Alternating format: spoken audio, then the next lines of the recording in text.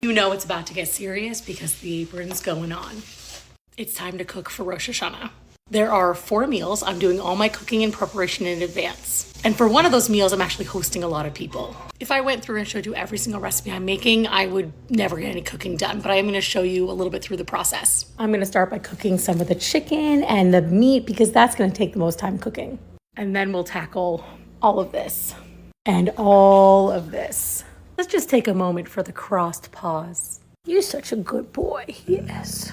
This spatchcock chicken is going to be so good. It has sweet potatoes, carrots, onions, garlic, and then on top, apple cider, not apple cider vinegar, actual apple cider. People really do make that mistake a lot. And then we've got pepper and salt and garlic powder. Ooh, it's going to be good. I bake it covered for 1 hour and then 30 minutes uncovered at 400 degrees.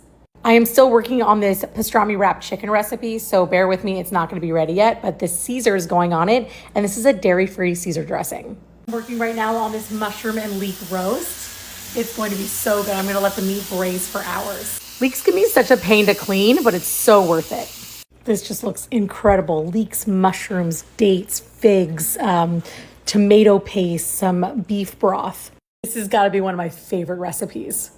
I bought 2 different types of beef sausage, so I'm going to do a sheet pan sausage and peppers.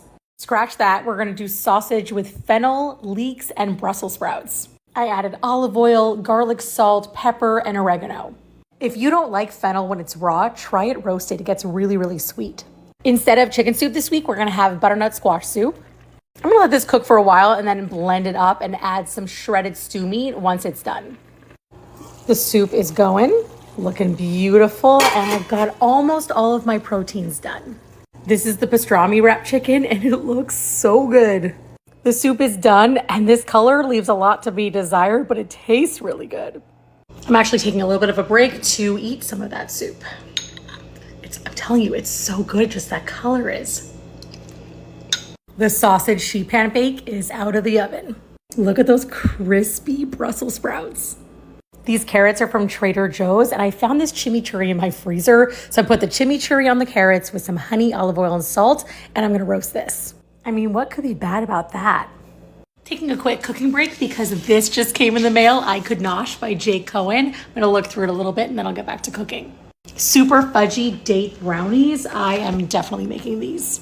And it is an honor to be on Jake Cohen's PR list. Okay, back to cooking. I have like a whole menu here. Everything's getting moved around, but what else do I have to do? I have to roast a lot of vegetables. I'm getting so tired. And I decided I'm gonna do all of my baking tomorrow.